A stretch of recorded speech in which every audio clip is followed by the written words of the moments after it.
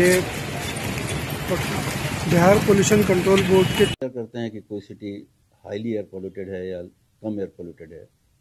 वो एक आध पैरामीटर पर स्टडी करके करते हैं और सबसे कॉमन पैरामीटर है PM 2.5, जिसको आम भाषा में धूलकण बोलते हैं।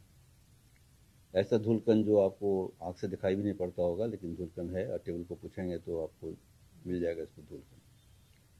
जबकि एयर पॉल्यूटेंट का अगर आप पूरा दिखेंगे विस्तृत रूप, तो PM 2.5 भी एक कंपोनेंट है, लेकिन उससे ज़्यादा टॉक्सिक सब्सटेंसेज है